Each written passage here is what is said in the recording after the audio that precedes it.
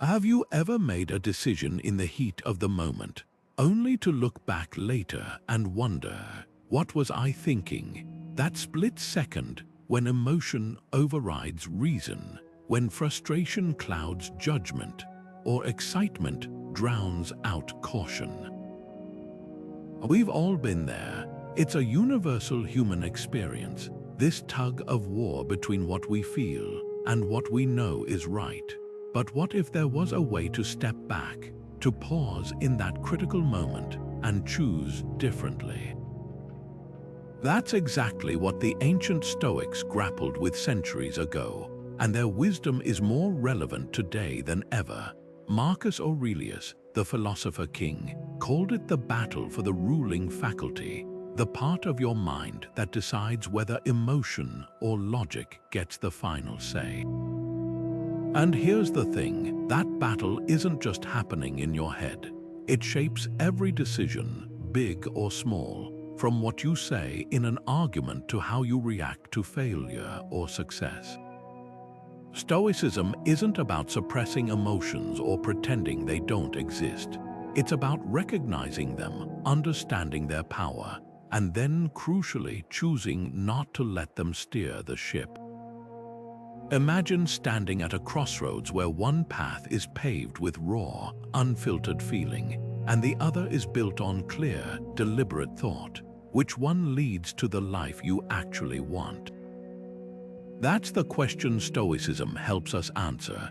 This philosophy, practiced by emperors, generals, and everyday people for thousands of years, offers a roadmap for navigating the chaos of our inner world.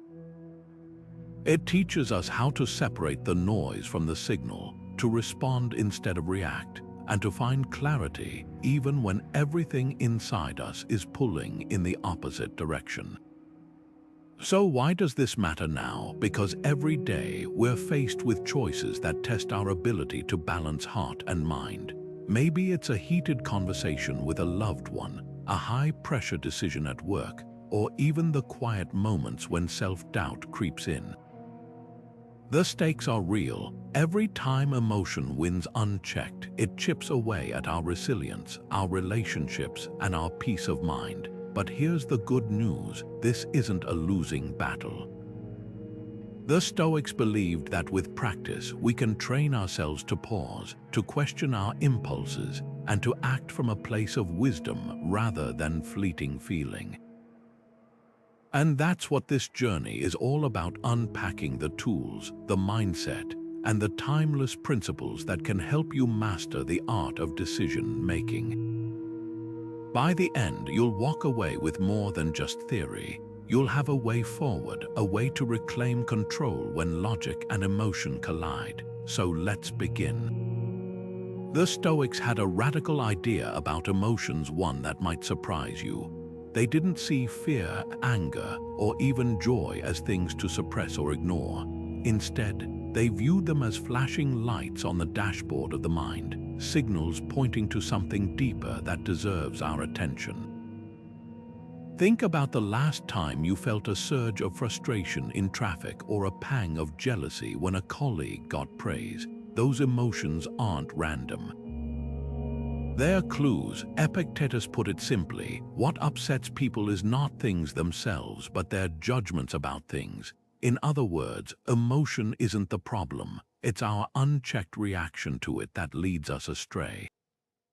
Here's where Stoicism flips the script. Instead of letting emotions dictate our actions, we're invited to pause and ask, is this within my control? That's the golden question. The weather, other people's opinions, past mistakes, none of these are up to us. But our response, that's where our power lies. Picture someone cutting you off in traffic. The initial flash of anger is natural, but the Stoic doesn't stop there. They take that anger apart like a mechanic inspecting an engine. Why does this bother me?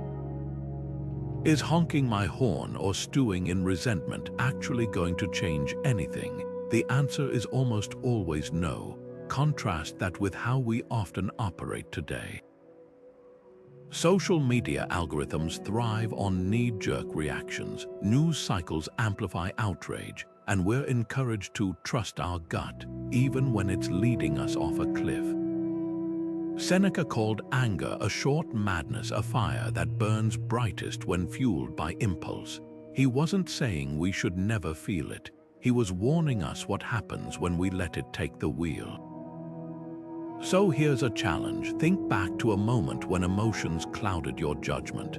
Maybe you sent a text you regretted, made a snap decision at work, or let a small disagreement spiral. What if, in that moment, you'd asked Epictetus' question? What if you'd separated what was truly yours to control from what wasn't? That's the Stoic shift. It's not about becoming cold or unfeeling. It's about transforming emotions from tyrants into teachers, using them to navigate life with intention instead of chaos. Logic serves as the Stoic's compass, cutting through the fog of emotion to reveal the path of virtue. Marcus Aurelius, in his private writings, often reminded himself to strip away the tail of a situation, to peel back the layers of drama, bias, and assumption until only the bare facts remain. That's the power of logic. It doesn't eliminate emotion, but it prevents emotion from distorting reality. Imagine holding a snow globe shaken by frustration or fear. The flakes swirl, obscuring everything. Logic is the act of setting it down, waiting for the storm to settle, and seeing clearly again. This clarity isn't just philosophical, it's intensely practical. Consider decision fatigue, a modern phenomenon where the sheer volume of choices we face daily wears down our ability to think rationally. After hours of meetings, notifications, and minor crises, even the most disciplined mind starts relying on shortcuts, snap judgments, ingrained biases, or emotional reactions. The Stoics anticipated this 2,000 years ago. They knew the mind, like a muscle, tires without proper training. That's why they built habits of reflection, morning meditations to set intentions, evening reviews to assess actions, creating space for logic to intervene before impulse took over. Here's where it gets personal. Every day, we're bombarded with narratives that shape our reactions: social media outrage, office gossip, even the stories we tell ourselves about our own limitations. Logic asks us to interrogate those narratives. Is this true? Is this useful? When a coworker's comment triggers defensiveness, logic steps in like a neutral referee. Did they intend harm, or am I projecting? When envy flares at a friend's success, it challenges: does their achievement diminish mine, or is this insecurity in disguise? The beauty of this approach is its universality. A parent navigating a toddler's tantrum uses the same tool as a CEO weighing a risky investment. Both benefit from separating signal from noise. Marcus Aurelius ruled an empire with this discipline, writing, "You have power over your mind, not outside events." Realize this and you will find strength. That strength isn't about cold calculation. It's about aligning your actions with your deepest values, even when emotions pull you off course. So here's a challenge for the next 24 hours. Pick one moment when your gut reaction feels overwhelming. Pause, ask what part of this is fact and what part is story. Then choose not from habit, not from impulse, but from the quiet clarity logic provides. That's how virtue becomes practice, not just theory. Epictetus gave us one of the most practical tools in Stoic philosophy, the dichotomy of control. It sounds simple, but its power lies in how often we forget it. Some things are within our power, and some things are not. The traffic jam ahead, not in your control. Your irritation about it, that's where your power kicks in. Most of our emotional turbulence comes from blurring that line, from pouring energy into things we can't change while neglecting the one thing we always can: our response. Take that moment when someone cuts you off on the highway. Your heart races, your grip tightens on the wheel. Maybe you even shout something you'd never say face to face. The other driver's action, out of your hands, but your reaction, that's your territory. Stoicism isn't suggesting you pretend the frustration isn't there. It's asking you to recognize it, then ask yourself a transformative question. Is this worth my energy? Epictetus put it bluntly, we suffer more in imagination than in reality. That honking, that mental replay of the injustice, it's all self-inflicted. A story we keep telling long after the event has passed. Now zoom out. How much of our daily stress follows this same pattern?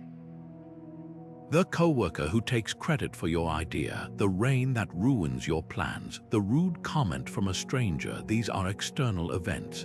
But the resentment, the disappointment, the lingering annoyance, those are internal choices. And here's the paradox: by obsessing over what we can't control, we hand over control of our peace of mind.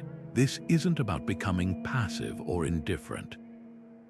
It's about redirecting your effort where it actually matters. Imagine two buckets, one labeled my actions, the other everything else.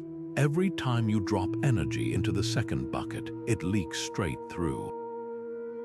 But every drop in the first, your choices, your attitudes, your focus compounds. The Stoics knew this was the secret to resilience. A sailor can't command the wind, but they can adjust the sails. So next time frustration flares, try this. Pause and mentally sort the situation. What's truly yours to influence? If the answer is nothing, take a deep breath and let it go. If there's even a sliver of agency, a chance to act with patience, humor, or grace, seize it. That's how emotion becomes fuel instead of fire. The traffic won't clear faster because you're angry. But your day, that's always yours to steer. There's a powerful Stoic exercise that turns anxiety into armor. It's called Premeditatio Malorum, the Premeditation of Evils. At first glance, it might sound pessimistic, imagining everything that could go wrong, but here's the twist. This practice isn't about dwelling on fear, it's about disarming it. Seneca, in his letters to his friend Lucilius, compared it to a general surveying the battlefield before the fight. What if the weather turns? What if reinforcements don't arrive? By envisioning these scenarios in advance, the general isn't paralyzed, they're prepared. That's the Stoic secret. When you mentally rehearse adversity, you strip away its power to shock you. Think of it like a fire drill. No one conducts drills to spread panic. They do it so that if smoke ever fills the hallway, muscle memory takes over. The Stoics applied this same logic to life's uncertainties. What if your flight gets cancelled? What if the project fails? What if the conversation you're dreading goes badly? By walking through these possibilities calmly in your mind, you're not inviting disaster, you're building a reflex of resilience. Seneca put it bluntly, the man who has anticipated the coming of troubles takes away their power when they arrive. Modern psychology echoes this ancient wisdom. Studies on stress inoculation show that people who mentally prepare for challenges, whether public speaking or a medical procedure, experience less anxiety when the moment comes. It's not about pessimism, it's about agency. When you've already faced the worst-case scenario in your mind, it loses its fangs. You stop reacting to the idea of a problem and start responding to the reality of it. Here's how to put this into practice today. Pick one upcoming challenge, a difficult conversation, a high-stakes meeting, even a personal goal you're afraid you might fail. Close your eyes and play it out in detail. Imagine the tension in the room, the words that might sting, the setback that could derail you. Then ask yourself, what's the worst that could happen? And more importantly, how would I move forward anyway? That's the key. This exercise isn't complete until you've also envisioned your own resilience, the part where you adapt, persist, or find another path. The Stoics weren't preparing for misery, they were training for freedom. When you've already reckoned with life's uncertainties, you stop wasting energy on dread. Instead of white-knuckling through each day hoping nothing goes wrong, you walk through the world with quiet confidence, because here's the truth: adversity doesn't wait for you to be ready. But with Premeditatio Malorum, you can be ready for it. Amor Fati, the love of fate. It's a phrase that sounds almost defiant, a radical embrace of life's twists and turns, even the painful ones. The Stoics didn't just tolerate setbacks, they saw them as essential, even sacred. Marcus Aurelius wrote, "The impediment to action advances action. What stands in the way becomes the way." Picture a blacksmith shaping a blade. The hammer isn't the enemy of the metal, it's the force that tempers it. That's the Stoic view of adversity, not as something to resent, but as the very material we need to become stronger. Centuries later, Friedrich Nietzsche would echo this idea with his own fiery twist. "My formula for greatness in a human being is amor fati, that one wants nothing to be different, not forward, not backward, not in all eternity." It's not resignation, it's a full-throated yes to life, exactly as it unfolds. Think of a musician who misses an audition due to a cancelled flight. The Stoic response isn't to rage at the airline or spiral into self-pity. It's to ask, what does this make possible? Maybe it's time to refine their repertoire, or perhaps the delay leads them to a chance encounter with a mentor they'd never have met otherwise. Amor Fati isn't about pretending the sting isn't real. It's about trusting that even the sting has purpose. Consider a career setback, a promotion given to someone else, a project that fizzles. The immediate reaction might be bitterness or self-doubt, but the Stoic lens shifts the focus. What did this reveal about my strengths? Where did I underestimate the challenge? Marcus Aurelius ruled Rome during plagues and wars, yet his private journals reveal a man who saw each crisis as a chance to practice virtue. "The blazing fire makes flames and brightness out of everything thrown into it," he wrote. That's the alchemy of Amor Fati, transforming what could break us into what instead builds us. So here's an invitation. Look back at a recent disappointment, a plan that failed, a hope that didn't materialize. Instead of asking, "Why did this happen to me?" try asking, "What does this make possible?" Maybe the rejection freed you for a better fit. Maybe the mistake taught you a lesson no success ever could. The Stoics knew life's friction isn't an obstacle to the path. It's the path itself. Every stumble, every detour, every unplanned turn, they're not interruptions to your story. They're the raw material of it. Amor Fati isn't passive acceptance. It's active participation in your own growth, a choice to find meaning even in the mess. And that's where true resilience begins. Epictetus once told his students to picture this. You're walking down the street when a dog barks ferociously at you. Your body tenses, your pulse quickens, but then you remember, the dog isn't barking at you, it's just barking, that's its nature, and in that moment you have a choice. You can let the sound dictate your state of mind, or you can recognize it for what it is: noise, nothing more. That's the Stoic practice of examining impressions in action. Every emotion, every knee-jerk reaction starts as an impression, a mental snapshot that we either accept uncritically or hold up to the light. Marcus Aurelius called this the gap, the space between stimulus and response where wisdom lives. You have power over your mind, not outside events. Think of it like a social media notification. The buzz of your phone is the impression. The dopamine hit, the urge to check it. That's your subconscious already running with the story that this must be important. But what if, instead of grabbing your phone, you paused? What if you asked, is this truly urgent or just my brain craving distraction? That's the Stoic pause in the modern world. This isn't just ancient theory. Modern mindfulness practices mirror this exact principle. Cognitive behavioral therapy teaches us to challenge automatic thoughts, those instant assumptions that traffic means my day is ruined or my boss's tone means I'm in trouble.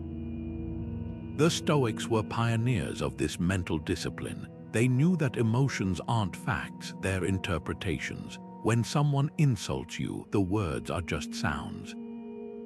The sting comes from the meaning you assign them. Here's where it gets practical. Every day, we're bombarded with impressions. A critical comment, a looming deadline, even the weather affecting our mood.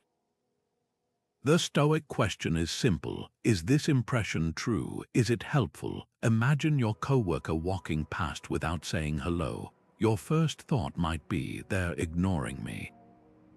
But the truth could be 100 other things. They're distracted, they didn't see you, they're wrestling with a personal crisis.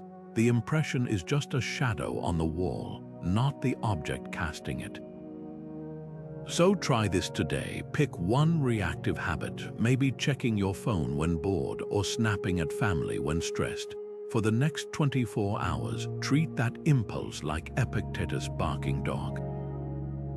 Notice it, observe the story your mind attaches to it, then ask, is this serving me? That pause, that moment of examination, is where freedom begins.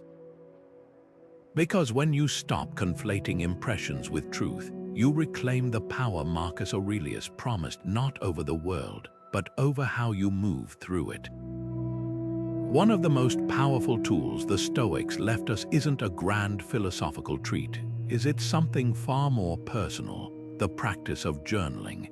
Marcus Aurelius never intended his meditations to be published. Those pages were his private battlefield, where he wrestled with his own emotions, questioned his reactions, and realigned himself with reason. Night after night, he engaged in a dialogue with himself, asking things like, why am I so troubled by this? What part of this is truly in my control? This wasn't just introspection, it was emotional surgery, a way to dissect the day's events and separate healthy responses from raw, unchecked impulses. Imagine coming home after a frustrating day. Your boss criticized your work, traffic was unbearable, and now you're snapping at loved ones over trivial things. In that moment, the emotion feels justified, but what if you gave yourself just 10 minutes to untangle it? That's the power of Stoic journaling. It's not about dwelling on negativity, it's about shining a light on the stories we tell ourselves.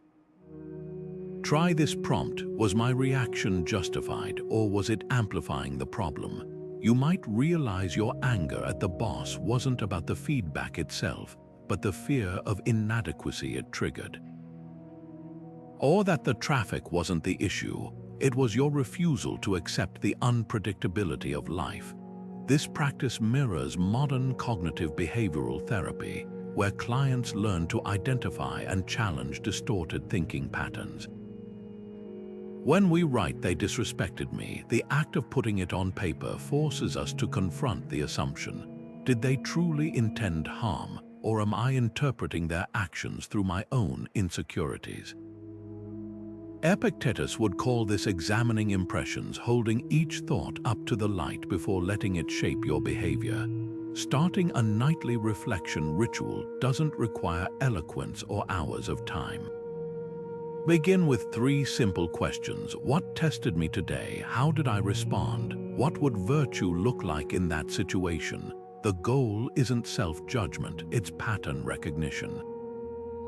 Over time, you'll spot the moments when emotion hijacked your better judgment, and more importantly, you'll train yourself to pause before it happens again.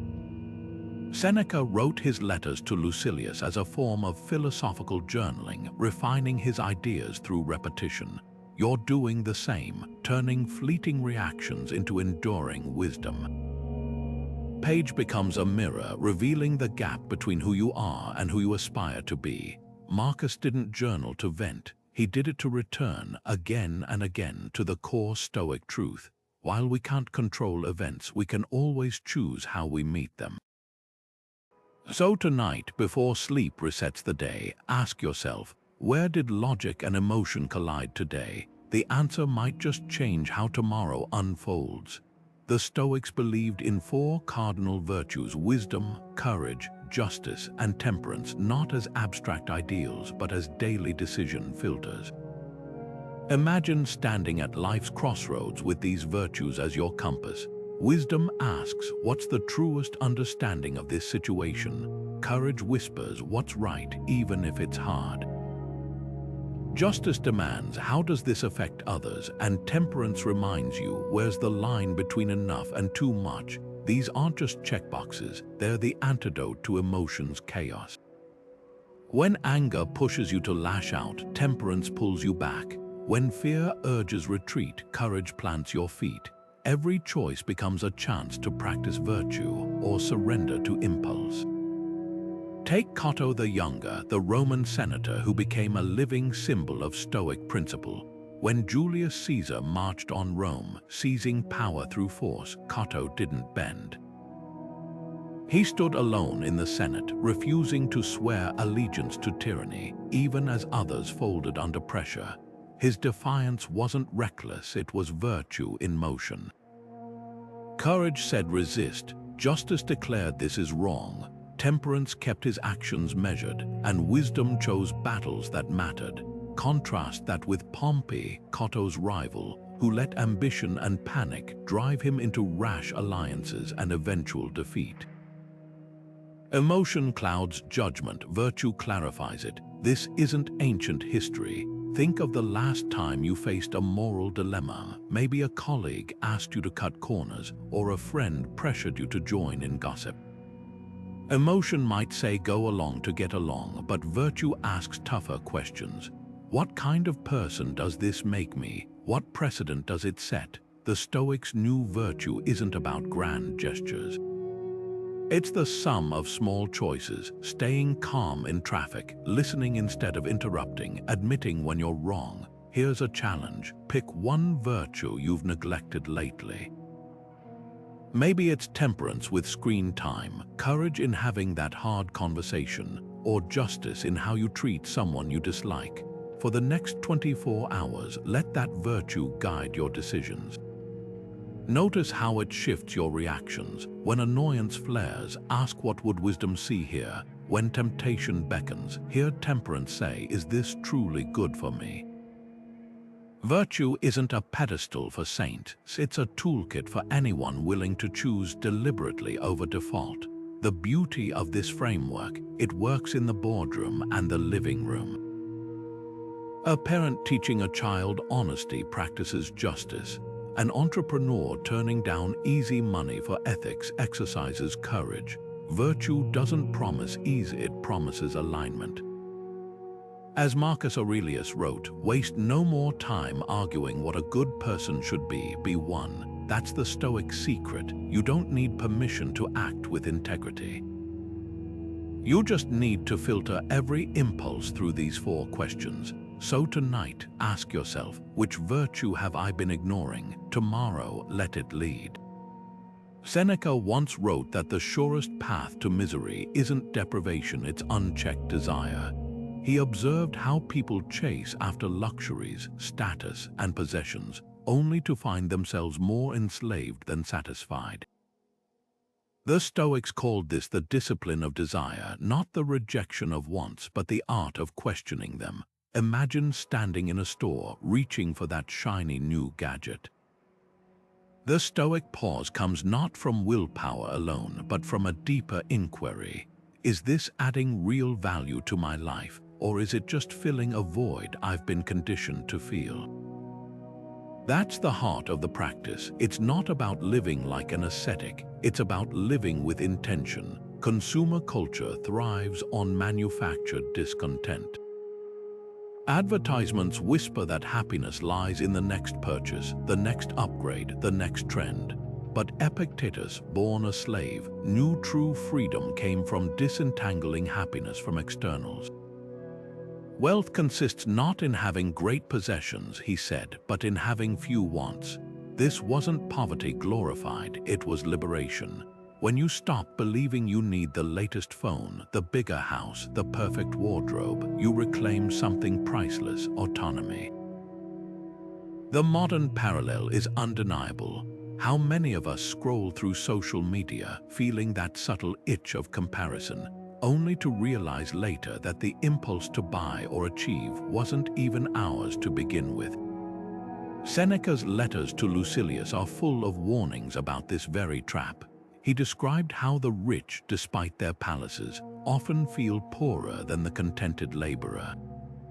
Why? Because desire expands to fill the space we give it.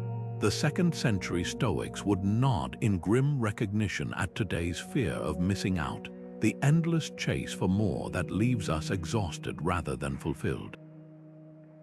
But here's the counterintuitive truth they uncovered. When you deliberately limit your desires, you don't shrink your life, you expand your freedom. Picture two travelers. One lugs a heavy suitcase, anxious about losing it.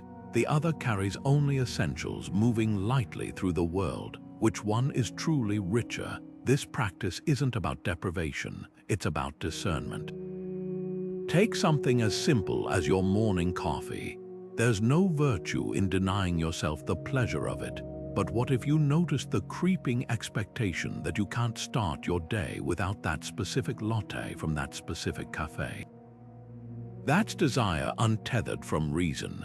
The Stoic remedy is to pause and ask, could I find equal joy in a simpler version? You might discover that the ritual matters more than the brand, or that brewing at home brings its own quiet satisfaction.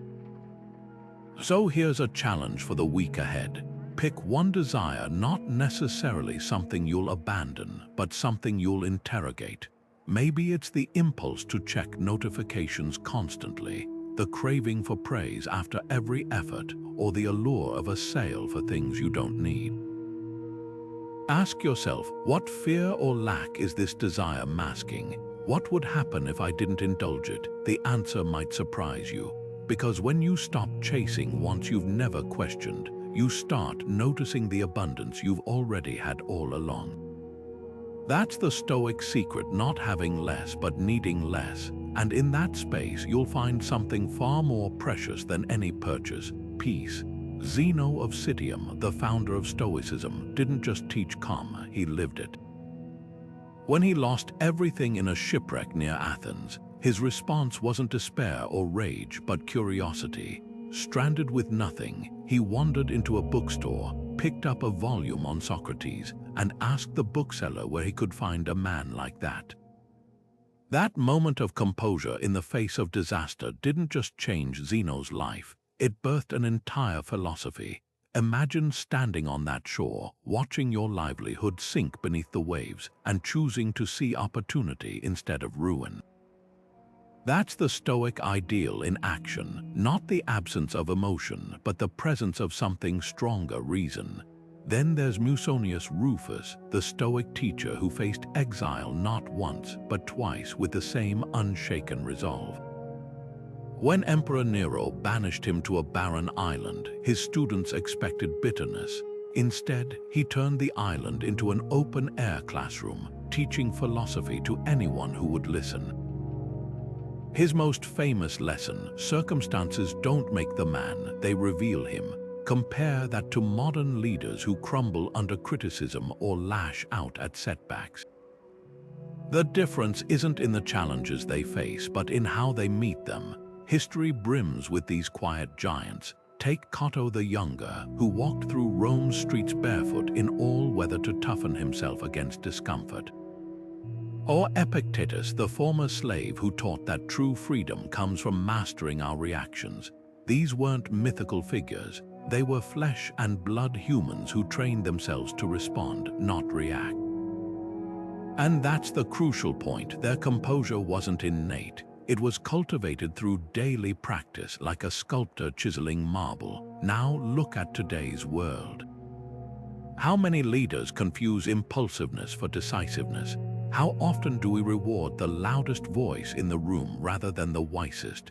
The Stoics remind us that real strength isn't in dominating others, but in governing ourselves. Think of a CEO who responds to plummeting stocks with transparency and a plan, not blame shifting, or a parent who models patience during a child's meltdown, showing that emotions can be felt without being followed. So here's an invitation. Who are your role models for calm decision-making? Maybe it's a historical figure like Marcus Aurelius, who ruled an empire with a philosopher's poise. Maybe it's a mentor who always seems to ask the right question before reacting. Or perhaps it's someone unexpected, a coworker who stays steady under deadline chaos, or even a fictional character whose wisdom resonates. The key is to study not just their actions but their pauses, the moments when they chose logic over impulse, because role models aren't just for admiration, they're blueprints. When you find yourself on the edge of an emotional cliff, ask, what would Zeno see here? How would Musonius respond? You don't need a shipwreck or exile to practice their lessons. The daily interruptions, the small frustrations, they're your training ground. And every time you meet them with clarity instead of chaos, you're not just making a better decision. You're joining a lineage of thinkers who proved again and again that emotion might be human, but mastery is divine.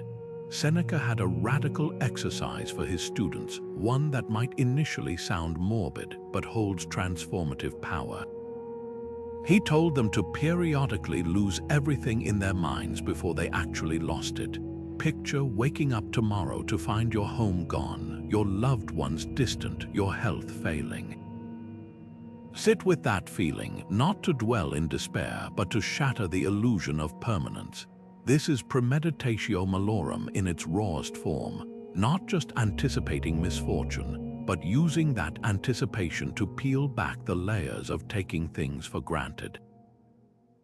The Stoics called it the art of negative visualization, and its purpose wasn't to breed fear, it was to ignite gratitude. Think of how we treat ordinary blessings: a working refrigerator, a bed without aches, a friend's reliable reply to a text. These aren't just conveniences, they're miracles we've grown numb to. Seneca would walk through his villa imagining it burned to ashes, not because he expected disaster, but because the mental rehearsal made each intact brick feel like a gift. Modern psychology confirms this. Studies show that people who practice gratitude, truly feeling it, not just listing things they're thankful for, experience lower stress and greater resilience. The Stoics were pioneers of this mindset. They knew that appreciation isn't passive, it's a muscle that needs resistance to grow. Here's how to apply it today. Visualize your job vanishing overnight, not the logistical fallout, the emotional weight. Who would you miss seeing daily? What routine would leave a hole in your purpose? Suddenly, the coworker who irritates you becomes a familiar face you'd long for. The tedious commute, a structure you'd crave. This exercise isn't about tempting fate. It's about revealing the invisible threads of meaning in what you currently dismiss as mundane. The twist: this practice doesn't just soften the blow of potential loss, it heightens the joy of the present. A parent rushing through bedtime might pause when they imagine their child grown and gone, savoring the chaotic lullaby instead of counting minutes. A musician grinding through rehearsals might reconnect with the privilege of creating, not just the pressure to succeed. Negative visualization flips the script. It's not "I have to," it's "I get to." So tonight, try Seneca's challenge. Pick one thing you barely notice anymore. The hum of your fridge, the way sunlight hits your desk at noon, even the comfort of your worn-out shoes.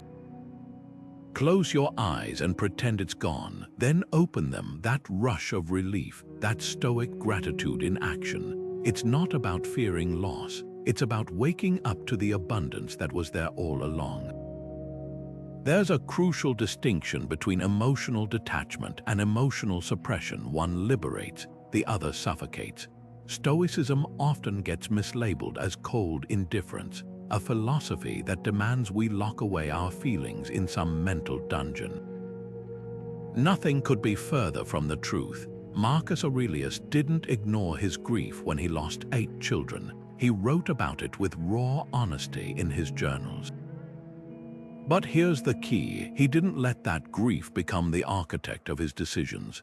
He observed it like watching clouds pass across the sky, present, undeniable, but never mistaken for the sky itself.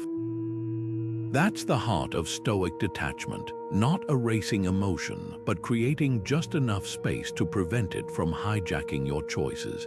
Compare this to toxic positivity, the modern trap of slapping a smile over every struggle. When someone says, "just think positive," in the face of real pain, they're not offering wisdom, they're denying humanity. The Stoics would have rejected this outright. Seneca's letters to Marcia, a mother mourning her son, didn't tell her to get over it. They acknowledged her sorrow while gently guiding her toward a question: will this pain serve you or consume you? There's profound respect in that approach. It doesn't treat emotions as enemies to be vanquished, but as messengers to be heard, then wisely evaluated. Take grief as a masterclass in this balance. When loss strikes, numbness isn't strength, it's just delayed reckoning, but drowning in sorrow isn't wisdom either. The Stoic path walks the middle ground, letting the wave of emotion crash over you without letting it drag you out to sea. Imagine holding a fragile artifact in your hands. Clutch it too tightly and you crush it. Hold it too loosely and it slips away. Emotion is like that artifact. It requires just enough tension to be felt, but not so much that it shatters your equilibrium. So how do you cultivate this mindful distance? Start with the pause. When frustration flares during an argument, or anxiety whispers before a big decision, try this. Name the emotion silently. This is anger, this is fear. That simple act of labeling creates a sliver of space between feeling and action. Epictetus called it stepping back from the impression.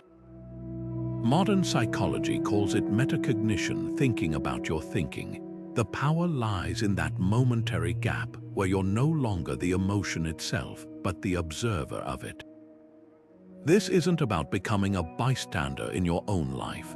It's about shifting from "I am angry" to "I feel anger," a subtle but revolutionary distinction. One ties your identity to the emotion, the other acknowledges it as a temporary state. Marcus Aurelius practiced this daily, reminding himself, "You are not your thoughts. You are the mind observing them." That's the Stoic superpower, the ability to witness your inner storm without being swept away by it. Now consider the alternative: suppression. Burying emotions doesn't eliminate them, it just redirects them. Unexpressed grief turns into numbness. Unacknowledged anger festers into resentment. The Stoics knew this centuries before Freud made it psychology's cornerstone. They understood that emotions demand acknowledgement, not as masters to be obeyed, but as data to be considered. When you suppress, you're not practicing discipline, you're practicing avoidance. Here's the litmus test. Next time you feel a strong emotion, ask yourself, am I trying to silence this or understand it? If it's the former, you're at war with yourself. If it's the latter, you're practicing Stoic detachment. And in that space of understanding, you'll find something remarkable: the freedom to choose your response rather than being chosen by your reactions. That's the difference between living at the mercy of your emotions and living with mastery over them. Seneca famously compared anger to a collapsing building. Once it starts, it's nearly impossible to stop. But he also offered a lifeline: step back. Not later, not once the storm passes, right then, in the heat of the moment. That's the Stoic pause in action, a deliberate interruption of the emotional cascade. Imagine your boss sends a blistering email criticizing your work. Your fingers hover over the keyboard, itching to fire back a defense or worse, a counterattack. This is the fork in the road. The Stoic doesn't suppress the anger, they create space between the trigger and the response. Seneca's advice: walk away. Not forever, just long enough for the emotional wave to lose its crushing force. The ancient version of this might have been counting to 10 or taking a solitary stroll. Today, we've got the 24-hour rule. For any major decision fueled by strong emotion, impose a mandatory waiting period.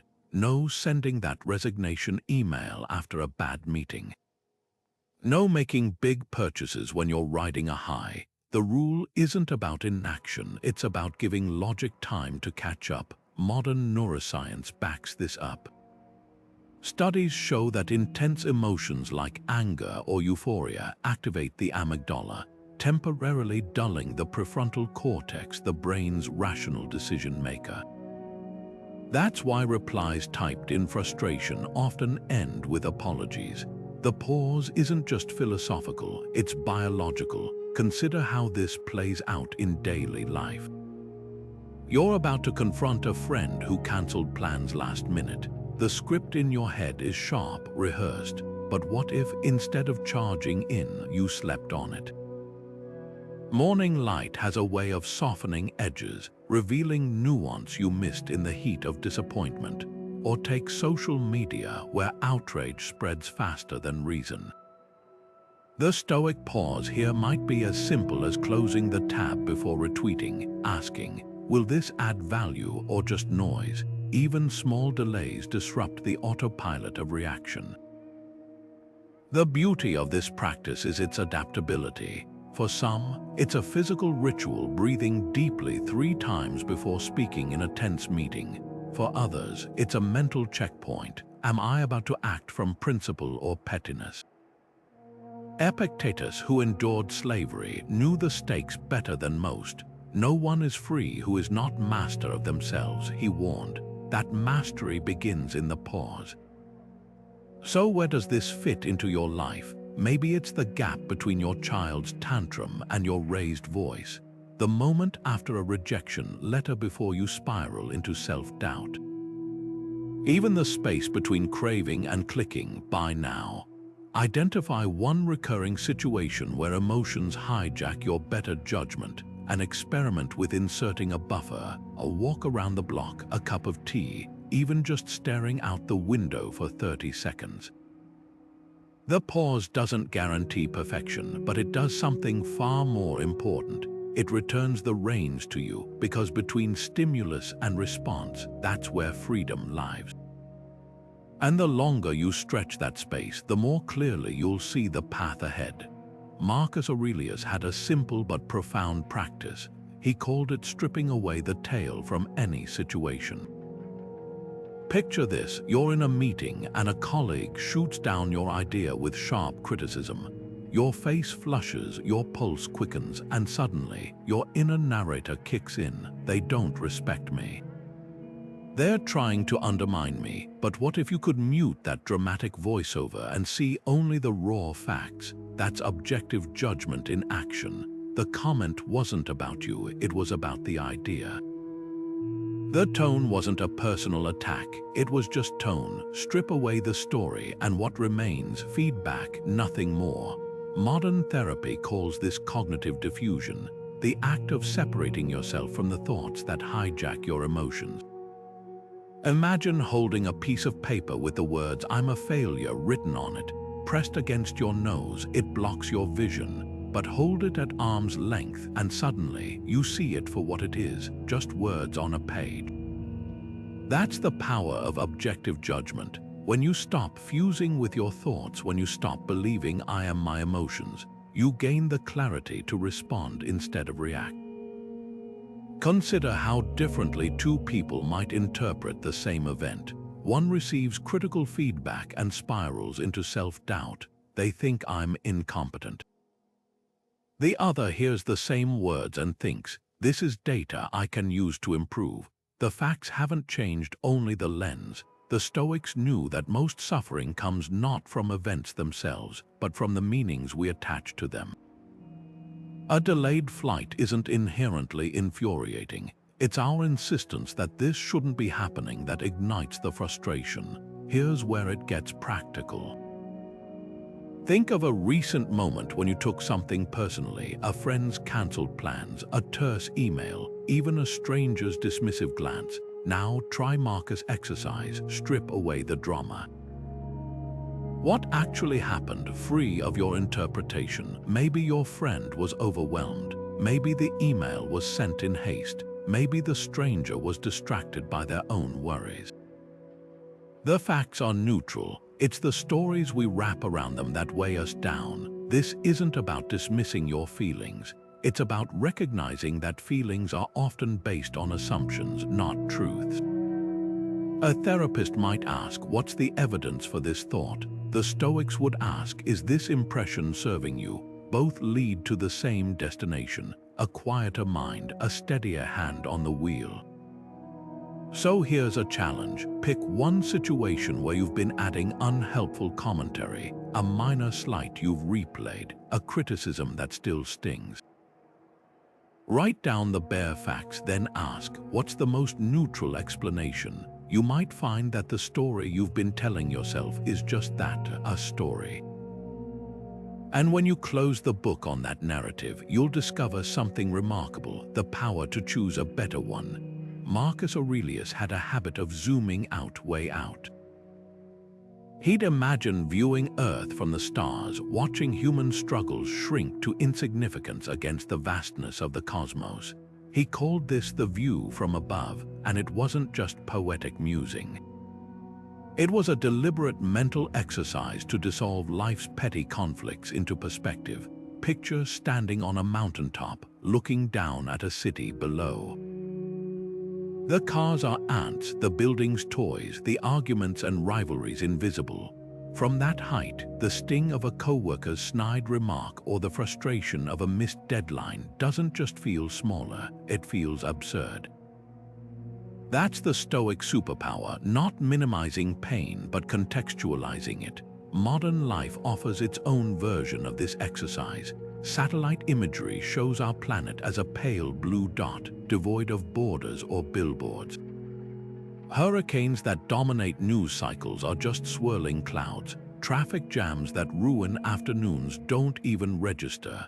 The effect is the same as Marcus' cosmic gaze, humbling. That colleague who took credit for your idea, from space, they're a speck. The social media feud consuming your thoughts, it wouldn't fill a pixel. This isn't about dismissing real struggles. It's about recognizing how many of our daily battles are self-assigned importance. Here's how to apply it. Next time you're simmering over a slight or stewing in resentment, ask, how will this matter in 5 years? Not in vague terms, but concretely. Will that passive-aggressive email still haunt you? Will the promotion you missed even be a memory? The answer is usually no. The Stoics weren't suggesting we ignore present challenges. They were reminding us that most of what we treat as emergencies are, in the grand scheme, fleeting. Consider a toddler's tantrum over a broken cookie. To them, it's a crisis. To an adult, it's a blip. The view from above asks us to step into that adult role for our own lives, the project that feels like a make-or-break moment. It's one thread in a much larger tapestry, the awkward interaction replaying in your mind. It's a single frame in a lifelong film. This exercise isn't escape, it's clarity. When astronauts return from space, many describe the overview effect, a profound shift in perspective where national borders vanish and trivial conflicts seem pointless. You don't need a rocket to experience it. Just close your eyes and envision your current worry from 1,000 miles up. Watch how its edges blur, its weight lightens. The problem might not disappear, but your relationship to it will. Because when you see your life as part of something vast, the small stuff stops feeling so big. And in that space, you'll find something unexpected, the freedom to choose what truly deserves your energy. One of the most persistent myths about Stoicism is that it's a philosophy of cold indifference, that logic somehow erodes empathy. Nothing could be further from the truth. The Stoics weren't against emotion. They were against letting emotion dictate actions unchecked. In fact, they argued that reason is the very thing that fuels true compassion. Think about it. When anger or frustration drives your behavior, you're not seeing the other person clearly. You're reacting to a distorted version of them. But when you pause, when you let logic temper emotion, you create space to respond with genuine understanding. That's not detachment, that's deeper connection. Take Hierocles, the Stoic philosopher who introduced the concept of circles of concern. Imagine a series of concentric rings. At the center is you, then your family, your community, and outward until it encompasses all of humanity. The goal, he said, isn't to prioritize the inner circles at the expense of the outer ones, it's to draw the outer circles inward, to extend the same care you'd give a loved one to strangers, even adversaries. This wasn't abstract idealism. It was a practical framework for expanding empathy systematically. When someone cuts you off in traffic, instead of seeing a faceless jerk, you might consider, what if this is a parent rushing to a sick child? That shift doesn't come from sentimentality. It comes from disciplined perspective-taking. Parenting offers a perfect example. A toddler's meltdown in the grocery store can trigger embarrassment or irritation. The impulsive reaction might be to scold or hurry them along, but reason steps in and asks, what's really happening here? Maybe they're overwhelmed, hungry, or just learning to regulate big feelings. Logic doesn't dismiss the parent's frustration, it contextualizes it.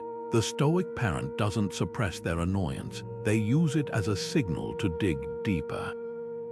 That's the difference between reacting to the behavior and responding to the human behind it. This approach transforms conflicts into opportunities for connection. A friend cancels plans last minute. Emotion might whisper they don't value your time, but reason intervenes. Could they be struggling with something unspoken? The Stoics called this sympatheia, the interconnectedness of all people. When Marcus Aurelius wrote, "What injures the hive injures the bee," he wasn't being poetic. He was reminding himself that cruelty or indifference toward others ultimately fractures our own humanity. So how can reason help you act more compassionately? Start by questioning the stories you attach to others' actions. That coworker who snapped at you, what unseen weight might they be carrying? The stranger who ignored your greeting, could they be lost in private grief? Logic doesn't erase emotion, it prevents emotion from narrowing your vision. The Stoics knew that empathy isn't about feeling for someone, it's about seeing with them. And that clarity, that deliberate widening of perspective, is the most compassionate gift you can offer. Because when you respond from understanding rather than reaction, you're not just practicing philosophy. You're practicing what it means to be fully human. Epictetus told a story about a lion who ignored the bleating of sheep, not out of arrogance, but because their noise simply didn't concern him. That's the essence of Stoic indifference to external judgment, not dismissing others' opinions with contempt, but recognizing that their words only have the power you grant them. Picture scrolling through social media, where every post becomes a silent plea for validation, likes as currency, comments as approval. The Stoic question isn't how do I get more, but why do I need this at all? Marcus Aurelius put it bluntly in his Meditations. It never hurts me if others blame me, only if I think it hurts me. The sting of criticism isn't in the words themselves, it's in the meaning we attach, the weight we choose to carry. Modern life amplifies this challenge. We're bombarded with metrics of worth, follower counts, performance reviews, even the sideways glance from a neighbor judging your lawn. Each one hooks into the primal human fear of exclusion, twisting harmless opinions into personal verdicts. But here's the paradox: the more you chase approval, the more you enslave yourself to others' whims. The Stoic alternative: treat praise and blame like whether noticeable, but not directives for how to live. Imagine two artists, one sculpts for gallery curators, altering their vision to match trends. The other creates purely for the joy of expression, indifferent to applause or scorn. Which one wakes up lighter? This isn't about becoming immune to feedback. It's about distinguishing constructive insight from noise. A mentor's thoughtful critique can sharpen your skills. A stranger's troll comment only drains energy. Epictetus' lion doesn't waste time convincing sheep of his worth. He knows his nature without their confirmation. Apply that to your own life. Whose opinion currently holds too much sway over you? The boss whose mood dictates your self-worth, the relative who measures success by outdated benchmarks. Even the anonymous crowd online whose fleeting attention feels like oxygen. Marcus Aurelius had a practice for this. Each morning, he'd remind himself, today I'll meet interference, ingratitude, arrogance, but none of these things can injure me.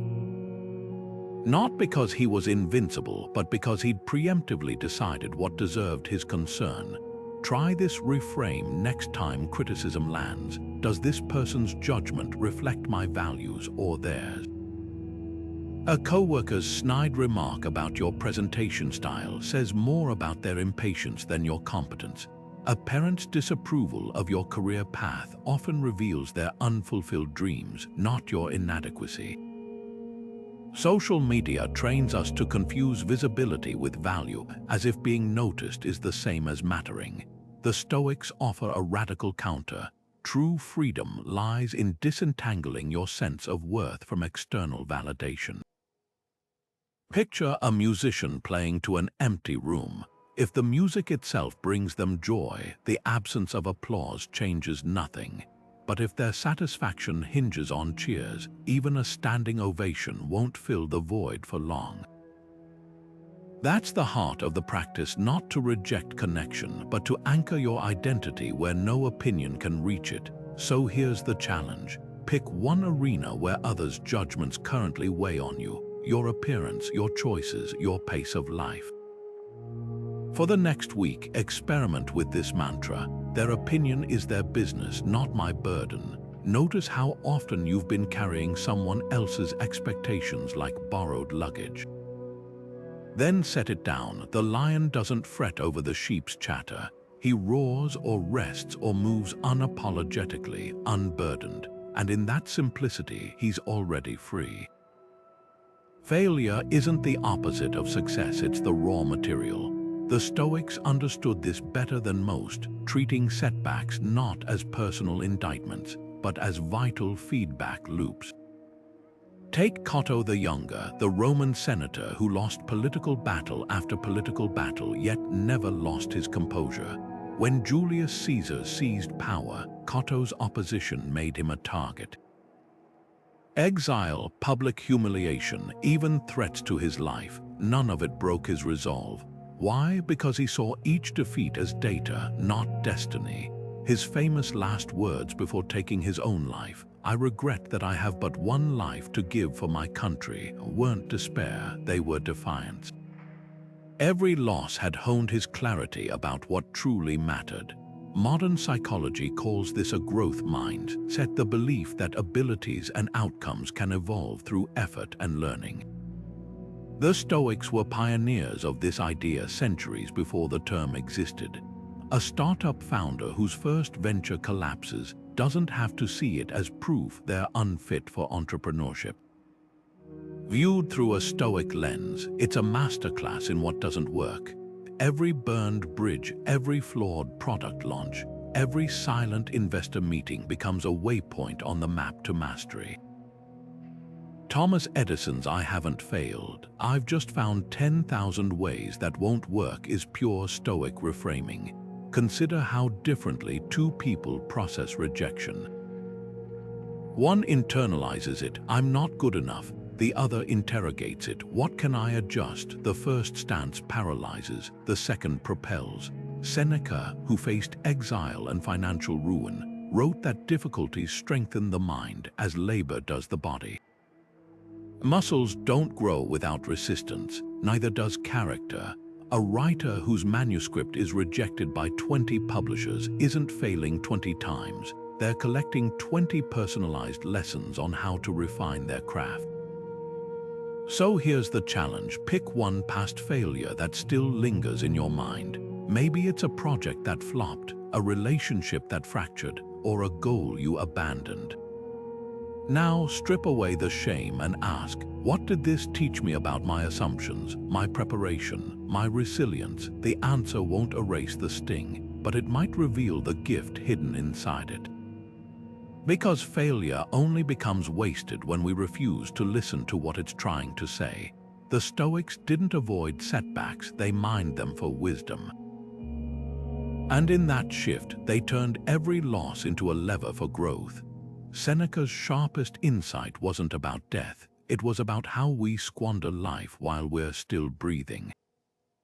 In On the Shortness of Life, he writes that most people don't live long. They just make their lives feel short by filling them with distractions, resentments, and empty pursuits.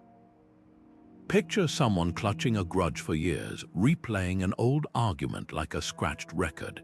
Every minute spent stewing is a minute stolen from the present, a finite resource you'll never get back. The Stoic question isn't who was right, but what's the cost of carrying this? Emotionally, it's a weight. Chronologically, it's a theft. Take a feud between neighbors over a property line. One insists the fence is 2 inches too far onto their land. The other retaliates by blocking a shared driveway. Lawyers get involved, letters fly back and forth, and suddenly 5 years have passed. The original slight is buried under layers of pettiness, but the toll is real sleepless nights, family tension, thousands spent on legal fees. Seneca would call this allowing trivia to colonize your existence. The irony, those 2 inches of dirt likely mean nothing to either party now, but the time, energy, and peace they sacrificed, that's irreplaceable. Modern life magnifies this trap. Social media feeds thrive on outrage, turning minor slights into moral crusades. A celebrity's thoughtless tweet, a co-worker's tone-deaf comment, we're urged to treat these as battles worth fighting. But Stoicism asks us to measure emotional investments like a frugal accountant. Is this worth the hours it will consume? Grudges aren't just emotional baggage, they're chronological black holes. The minutes you spend mentally drafting a scathing reply to a 10-year-old email could be minutes spent reading to your child, walking in the woods, or creating something meaningful. Here's the litmus test. Imagine your future self looking back. Will they care about this conflict, or will they wonder why you gave it so much real estate in your brief, blazing life? The neighbor who snubbed you at the block party, the relative who forgot your birthday, these aren't injustices. They're distractions dressed up as dramas. Seneca put it bluntly, life is long enough if you know how to use it. The key isn't adding years to your life, but life to your years, so try this today. Pick one lingering resentment, a past betrayal, a current cold shoulder, and ask, if I let this go, what could I do with the freed up mental space? The answer might surprise you. Because time is the only currency you can't earn back, and every moment spent nursing old wounds is a moment you're not spending building something new. That's the Stoic shift from counting slights to making every second count. Imagine standing at the edge of a river, watching branches float past, some catch on rocks swirling helplessly in the current. Others glide smoothly toward their destination. The difference isn't the water, it's how each branch navigates the obstacles. Stoic decision-making works the same way. It's not about controlling the river of life, but learning to steer through it with intention. Here's how to apply their timeless framework, step by step. First, pause. This is the bedrock. Before reacting, create space between impulse and action. Picture a flowchart where every path begins with this moment of stillness. Seneca called it the first victory, mastering the urge to respond immediately. When your boss sends a harsh email or your partner says something cutting, resist the gravitational pull of emotion. Step away physically if you can, walk around the block, brew tea, or mentally if you can't, close your eyes and count breaths. This pause isn't passive, it's the active choice to disrupt autopilot. Next, examine impressions. Now that the initial wave has crested, interrogate your raw reactions. Epictetus advised, first say to yourself what you'd be, and then do what you have to do. Are you interpreting this situation accurately, or are emotions distorting the facts? That co-worker who snapped at you, did they actually disrespect you, or are they stressed about a deadline? Strip away the story and look at the bare events. Imagine your thoughts as leaves floating down a stream. Observe them without grabbing. This isn't suppression, it's clarity. Now apply virtues. The Stoics believed every decision should pass through 4 filters: wisdom, courage, justice, and temperance. Think of these as lenses that bring your choices into focus. Wisdom asks what's the truest understanding of this situation. Courage challenges what's right, even if it's hard. Justice considers how does this affect others. Temperance whispers where's the line between enough and too much. Facing a tough conversation, wisdom might reveal your own role in the conflict. Courage steels you to address it honestly. Justice reminds you to listen as much as speak. Temperance keeps the tone constructive, not cutting. Virtues aren't abstract, they're practical tools. Finally, act with a pause taken, impressions examined, and virtues applied. Now, and only now, do you move. Notice the shift from reaction to response. The angry email draft gets deleted, replaced with a request for clarification. The snide remark to your partner dissolves into a curious question. Action rooted in this process carries a different weight, less frantic, more deliberate. Marcus Aurelius wrote, "The art of living is more like wrestling than dancing. It's not about grace, it's about staying upright amid chaos." Here's your challenge. Pick one pending decision, whether to take that job offer, confront a friend, or even how to spend your Saturday. Run it through this Stoic flowchart. Pause long enough to disrupt autopilot. Examine the stories you're telling yourself about it. Filter it through the 4 virtues. Then act, not from habit or impulse, but from the quiet center of your best judgment. The river will keep flowing, but with this framework, you'll no longer be a branch at its mercy. You'll be the one navigating its currents. Marcus Aurelius once wrote, "You could leave life right now. Let that determine what you do and say and think." That stark reminder isn't meant to paralyze us with fear, but to free us from the illusion that we have time to wait for perfect conditions. Think about how often we delay decisions, clinging to the hope of certainty, waiting for the right moment to start a business, have a difficult conversation, or change careers. The Stoics understood something profound. Uncertainty isn't an obstacle to a good life. It's the very ground on which life is built.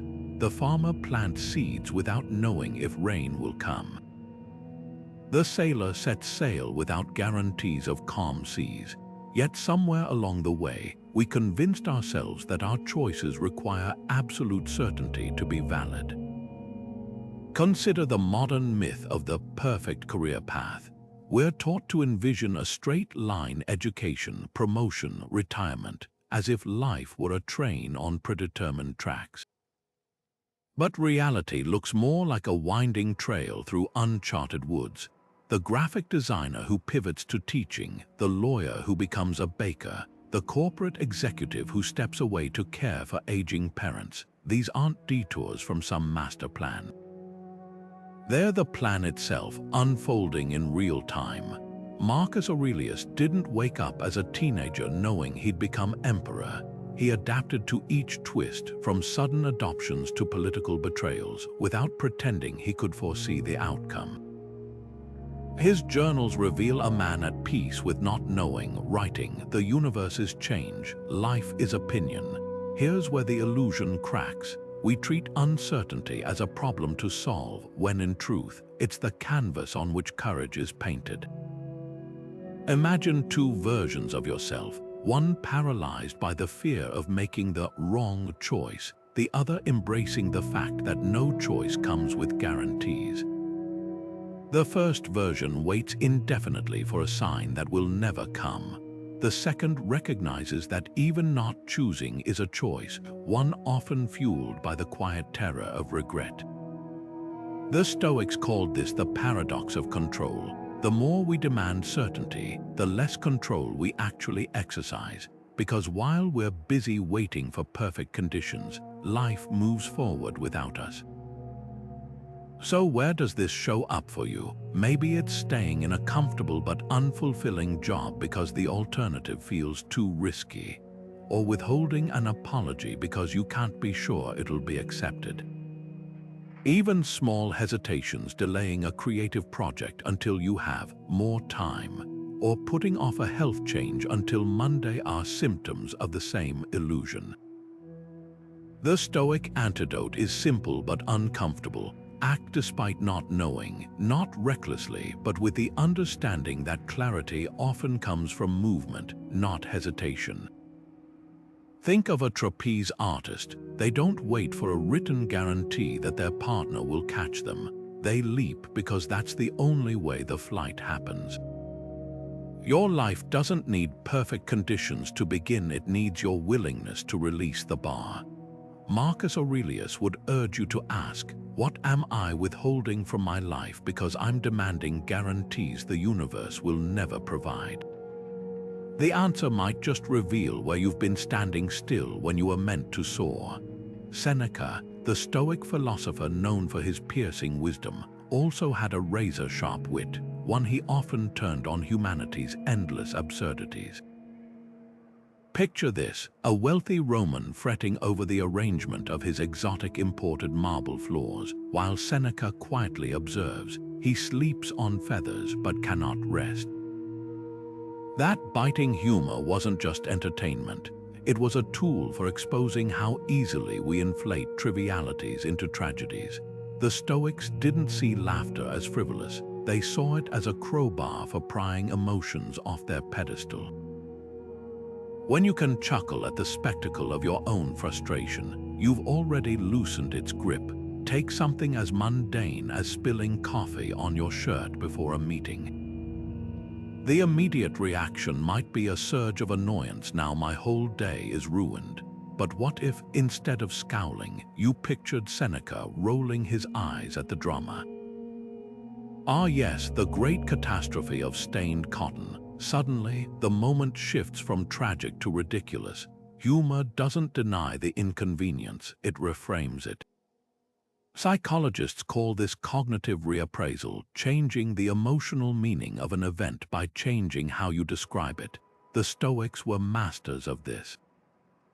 They knew that laughter, especially at oneself, is a form of detachment not from responsibility, but from the inflated importance we assign to minor misfortunes. Consider how this plays out in daily life. You're rushing out the door when you realize you've locked your keys inside. The old script might involve cursing, kicking the tire, or spiraling into "why does this always happen to me?" The Stoic were right. The universe has gifted me an unplanned exercise in patience, and perhaps a chance to meet my neighbor.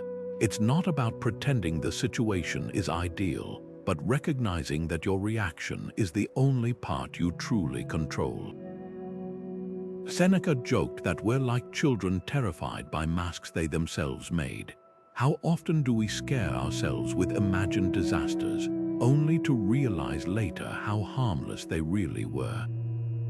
Humor also serves as a social pressure valve. Imagine a tense team meeting where someone's presentation glitches. Awkward silence thickens the air until a colleague deadpans, "Well, at least the printer didn't catch fire this time." The room exhales. Shared laughter dissolves tension because it reminds everyone, this isn't life or death. The Stoics would approve. They valued perspective above all, and nothing cuts grandiosity down to size like a well-timed joke. So here's the challenge. Next time you're caught in the grip of a minor meltdown, the burnt toast, the missed bus, the Wi-Fi that won't connect, pause and ask, what would Seneca find hilarious about this? Maybe it's the irony of yelling at a traffic jam to go faster. Maybe it's the cosmic joke of planning every detail only for whether to cancel the picnic. The goal isn't to suppress frustration, but to sand down its edges with levity, because when you can laugh at life's hiccups, you're not at their mercy anymore.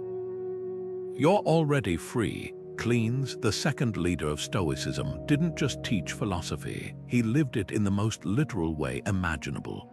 While studying under Zeno, he couldn't afford parchment, so he memorized lectures by day and worked as a water carrier by night, etching notes on oyster shells and animal bones by lamplight.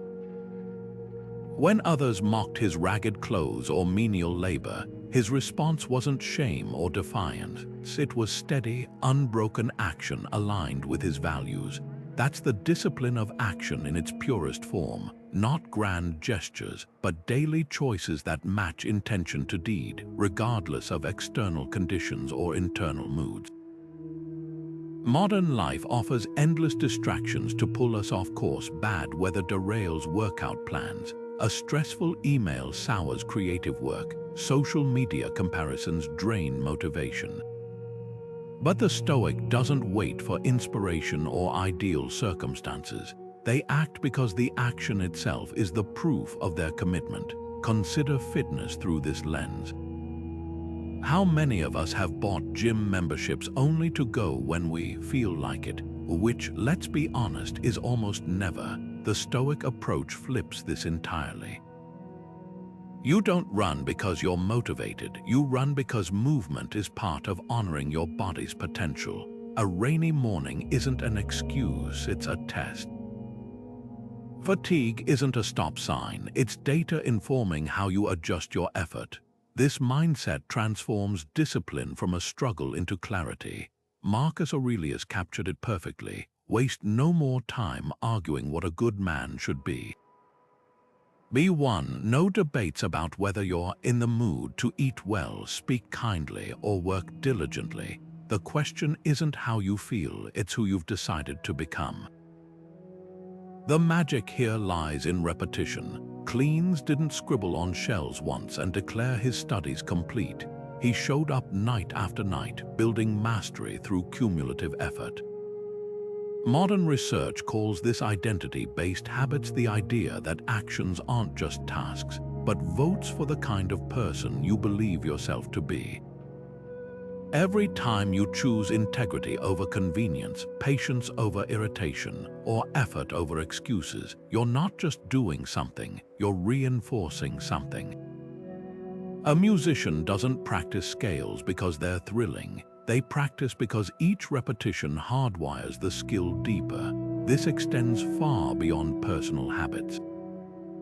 Imagine a leader who commits to transparency not when it's easy, but when it's hard, sharing bad news to their team with the same candor as good news. Or a parent who models patience not just on well-rested mornings, but during bedtime meltdowns. The discipline of action asks, what would the person I aspire to be do right now? Then, crucially, it demands you do that thing without fanfare or reward. The reward is the alignment itself, the quiet knowledge that your outer life mirrors your inner values. So here's the challenge. Pick one small action you've been postponing, a conversation you've avoided, a project you've delayed, even a drawer you've meant to organize. Don't wait for motivation, don't overthink it. Simply act, not because it's easy, but because it's who you've chosen to be. Like cleans carrying water under the stars, let your deeds, not your moods, write the story of your character. Because in the end, philosophy isn't about what we believe, it's about what we do. As the sun dips below the horizon and the noise of the day begins to fade, the Stoics saw something far more valuable than just rest. They saw an opportunity for reflection. Seneca, in his letters to Lucilius, described his nightly ritual with striking clarity. The whole day should be divided between taking care of business and taking care of yourself, but the latter is only possible when the former is put to bed. He didn't mean sleep, he meant review. Imagine sitting with a scroll in dim lamplight, not to plan tomorrow's tasks, but to examine today's choices. This wasn't self-criticism, it was calibration. One question anchored his practice: where did I act from reason, and where did emotion steer me off course? Think of it like a blacksmith inspecting his tools at day's end. A blade nicked from careless use, a hammer handle worn unevenly. Each flaw reveals where technique faltered. Your decisions are no different. That moment you snapped at a coworker, the extra hour wasted scrolling, the kind word you almost spoke but held back, these aren't just events. They're data points. Seneca's ritual transforms them into lessons. He'd ask himself three things: what harm did I undo today? What good did I initiate? What part of me remains ungoverned? Notice the balance. It's not about tallying failures, but recognizing both growth and lingering weaknesses. Modern life rushes us from one day to the next without pause. We collapse into bed with screens still glowing, numbing ourselves to the day's residue. But the Stoic pause, even just 5 minutes, creates a sacred space between today and tomorrow. Try this tonight. Put down your phone, close your eyes, and walk backward through your day like a film reel. Not to judge, but to observe. When did frustration narrow your vision? When did patience surprise you? That meeting where you bit your tongue instead of interrupting, that's a victory worth naming. The text you sent in haste. That's a pattern worth noticing. Here's where the practice deepens. Most of us can spot the blatant missteps, the outburst, the procrastination. But Seneca's real genius was hunting the subtler choices. The sigh you didn't suppress when your partner shared their stress. The extra scoop of dessert you justified as just this once. These micro moments, repeated daily, shape character more than any grand gesture. His question, what one choice today was most aligned with reason, isn't about finding perfection. It's about finding the thread of intention in the chaos. Imagine two neighbors ending their day differently. One flips through news highlights until exhaustion wins. The other spends 10 minutes journaling 2 lines, today's best decision. Pausing to help the lost tourist instead of rushing by. Today's lapse, assuming my son's moodiness was defiance, not fatigue. Over weeks, the second neighbor isn't just accumulating insights, they're rewiring their instincts. Modern research confirms this. Reflective writing strengthens emotional regulation and decision-making. The Stoics didn't have fMRI scans, but they knew this truth in their bones.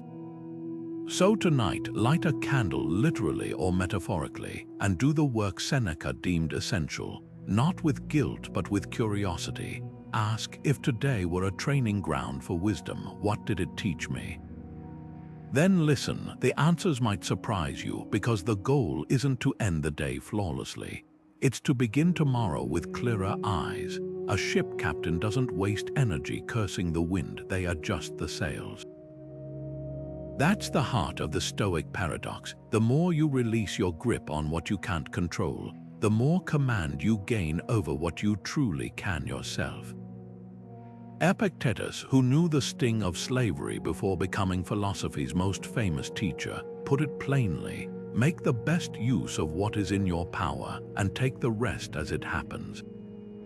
Not passive resignation, but fierce focus redirected. Imagine two sailors in a storm. One white knuckles the wheel, screaming at the waves. The other scans the horizon, shifts the rigging, and rides the tempest toward calmer waters.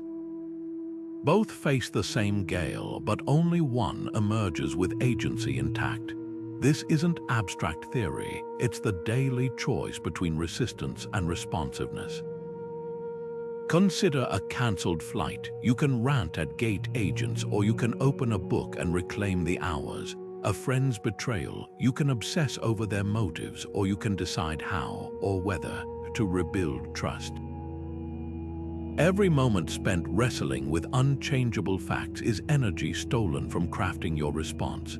The Stoics called this the art of acquiescence, not shrugging whatever, but saying, I see this reality. now what's my move? Marcus Aurelius framed it as the obstacle becomes the way. The very thing blocking your path becomes the material for your next step. Modern life bombards us with illusions of control. We curate social media feeds to avoid discomfort, micromanage colleagues to ease anxiety, or cling to outdated plans because admitting change feels like failure. But the tighter we grip, the more life slips through our fingers. Think of a surfer fighting a wave instead of riding its energy, exhaustion guaranteed. The Stoic alternative, discernment, separate the wave from your stance on the board. Your job isn't to flatten the ocean, it's to stay upright and enjoy the ride. So where are you battling reality instead of adapting? Maybe it's resisting feedback because it bruises your ego, or clinging to a relationship that's run its course. Perhaps it's the frustration of traffic, as if honking could teleport cars ahead. Each struggle whispers the same truth: you're at war with the wrong enemy. The winds of circumstance won't obey you, but your sails, those are yours to trim. Here's the practice. Next time you catch yourself grumbling this shouldn't be happening, pause and ask, is this mine to change? If yes, act. If no, adapt. Like a sailor reading shifts in the breeze, you'll find freedom not in controlling the storm, but in mastering your dance with it. Because the ocean doesn't care about your plans, but your skill. That's entirely up to you. Marcus Aurelius never ruled alone. Even as emperor, he surrounded himself with philosophers like Junius Rusticus, not for flattery, but for the friction that sharpened his thinking. In his private writings, he lists mentors by name, crediting them for traits he aspired to embody. From Rusticus, I learned to read carefully and not be satisfied with superficial understanding. Stoicism wasn't meant to be a solitary grind. It thrived in the space between minds, where challenge and accountability lived. Picture the ancient Stoa Poikile, the painted porch where Zeno first taught, not a lecture hall, but a bustling public space where merchants, soldiers, and thinkers mingled. Wisdom wasn't handed down from a pedestal. It emerged through dialogue, through the testing of ideas against lived experience. Fast forward to today's mastermind groups, small circles of peers who meet not to network, but to dismantle each other's blind spots.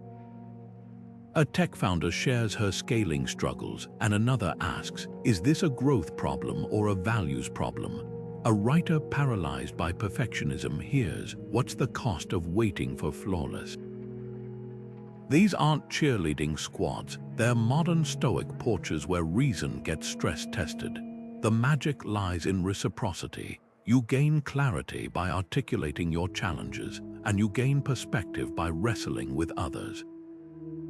Just as Seneca wrote letters to Lucilius not just to teach, but to refine his own understanding through the act of explaining, these groups transform abstract principles into actionable insight.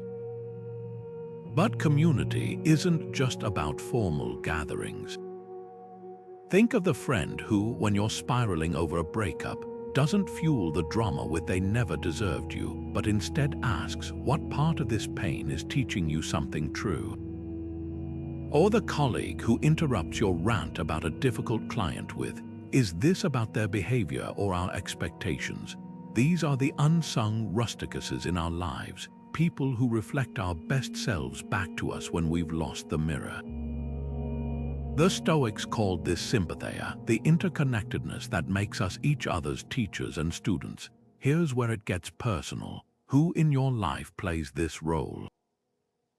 Maybe it's a book club that dissects texts with brutal honesty, a workout partner who pushes you past self-imposed limits, or even a therapist who refuses to let you confuse feelings with facts. The common thread isn't expertise, it's the willingness to ask the question you've been avoiding.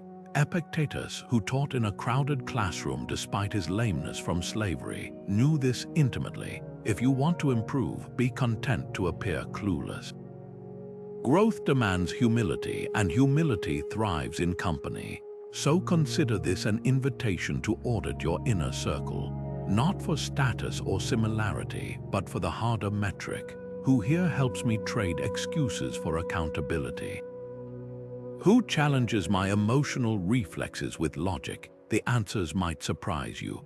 Sometimes the person who steadies us isn't the one offering a shoulder to cry on, but the one handing us a shovel and saying, the way out is through.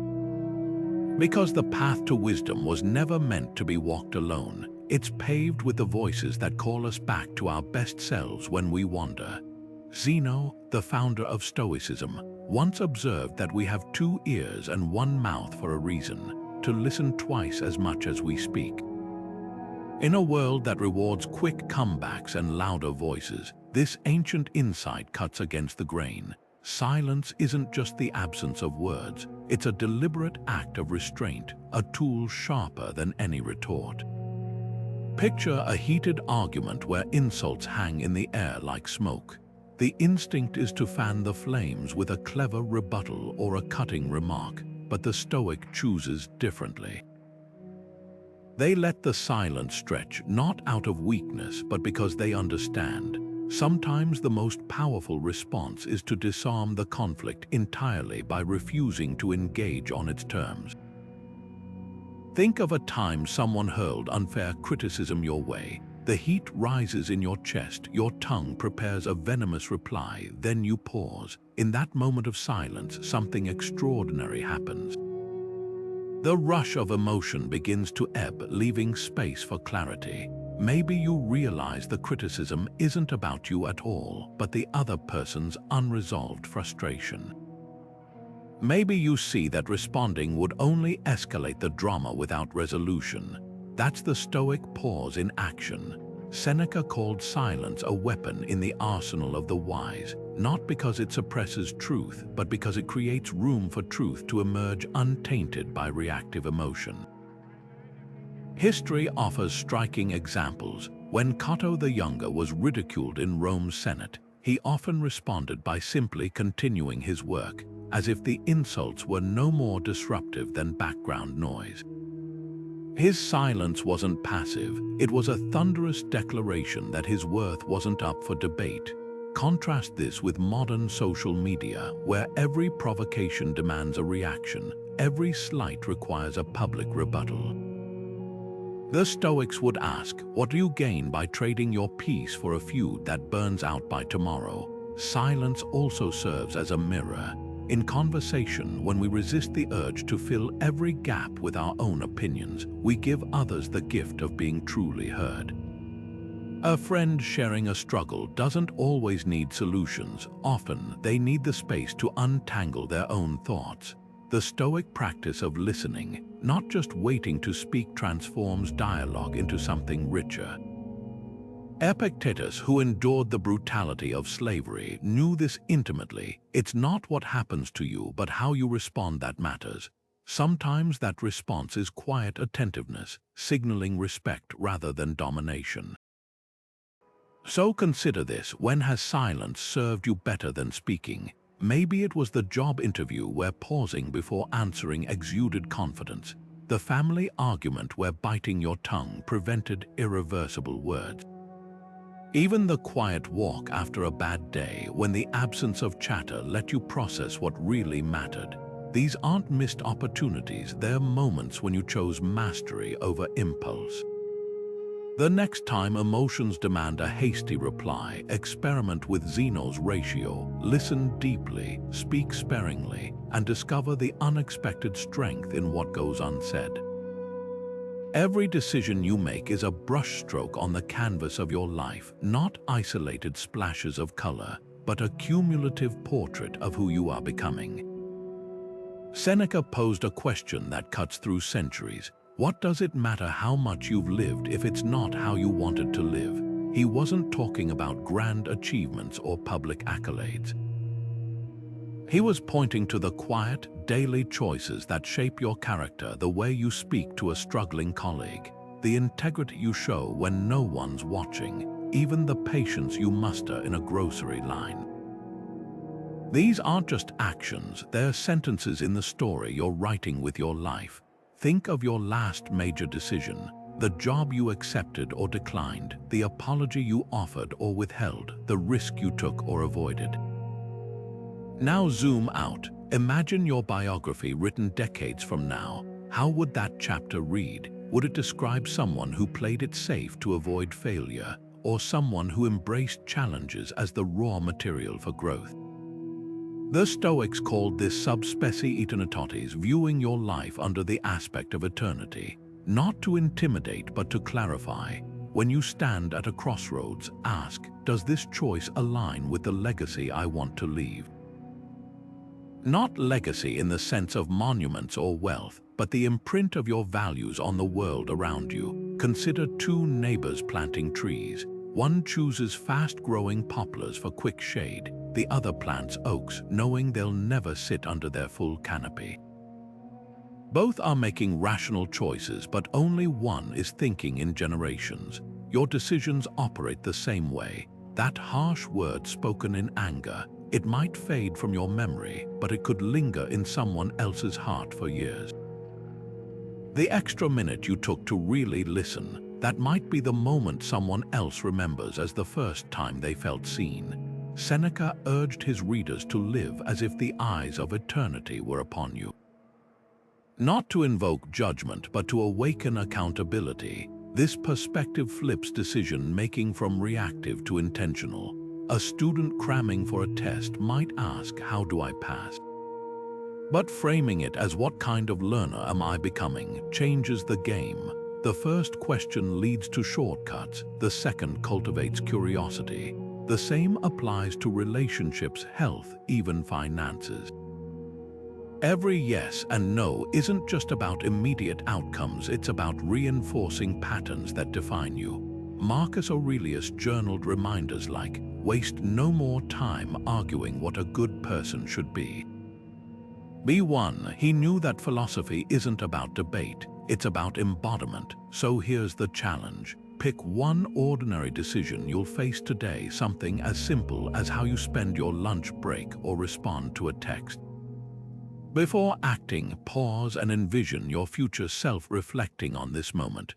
Will they nod with approval, recognizing it as a stitch in the tapestry of a life well lived?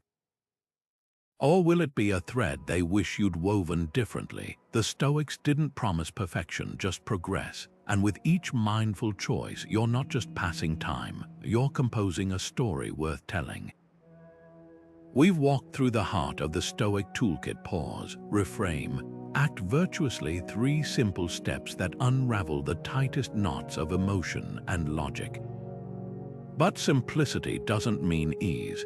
This isn't a one-time fix. It's a daily practice, like tending a garden where weeds of impulse always threaten to overgrow. Every time you feel anger tighten your chest or anxiety cloud your vision, remember, the gap between stimulus and response is your arena. That's where the battle is fought, and it's winnable. Not by crushing emotions, but by honoring them enough to ask, is this serving me? Marcus Aurelius left us a liberating thought. You always own the option of having no opinion. Imagine the weight that lifts the freedom to let a rude comment pass without internalizing it, to watch chaos unfold without feeling compelled to judge or react. That's the Stoic superpower, not indifference but intentionality. The traffic jam doesn't require your frustration. The coworker's criticism doesn't demand your defensiveness.